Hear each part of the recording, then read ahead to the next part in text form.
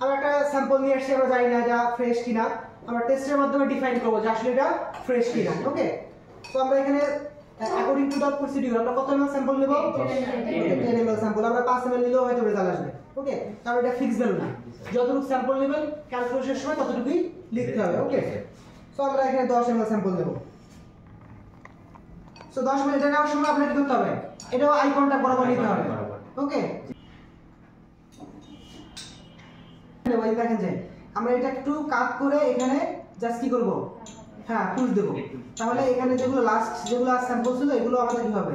স্যাম্পলগুলো চলে আসবে। ওকে, ওকে, আমরা 10 ml স্যাম্পল নিলাম।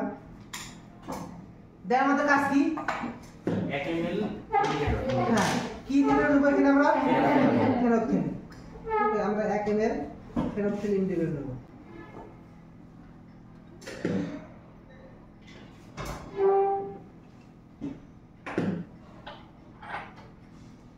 ওকে, তো আমরা ইনিশিয়াল পয়েন্ট রেজাল্ট লিখে ফেলছি তো নাকি?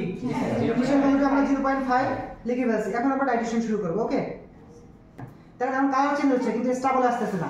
যতক্ষণ না স্টেবল কালারে আসবে ততক্ষণ আমরা কি করব? কন্টিনিউ করতে থাকব। ওকে, দেখেন এখন কিছুটা কালার কিন্তু হ্যাঁ, এটা একটু বন্ধ করে দেবেন যাতে এক ড্রপও বাইরে না পড়ে, তাহলে কিন্তু বাইরে বলে কি হবে? মেজারমেন্ট ভুল আসবে। ওকে, সো এটা একটু কেয়ারফুলি মেইনটেইন করতে হবে আমাদেরকে। হ্যাঁ, মোটামুটি স্টেবল হয়ে গেছে, মানে এক ড্রপ বা দুটো বেশি পড়ে গেছে, এরকম হতে পারে। ওকে, এক ড্রপ বা বেশি পড়ে গেছে আমাদের। ওকে, এটা স্টেবল হয়ে গেছে। দেখেন যে আমরা যদি নিচে যদি আমরা একটা সাদা পেজ দেই, ওকে, সাদা পেজ দেই তাহলে দেখা যাচ্ছে কালার চেঞ্জ হয়ে গেছে। ওকে, তাহলে আমাদের ফাইনাল রিডিং কত আছে আমরা একটু লিখে ফেলি। ওকে, ফাইনাল রিডিংটা আমরা কত আছে? এটা রিডিং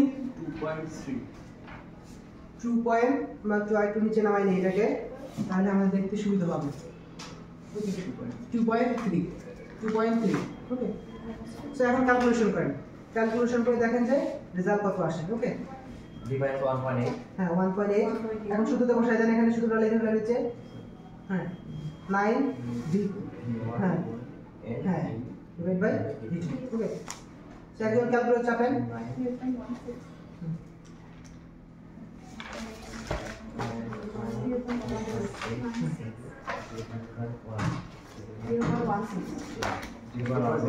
তাহলে আমরা যে বলছি লেভেল, ওই লেভেলের কাছাকাছি আসছে কিন্তু ভ্যালুগুলো।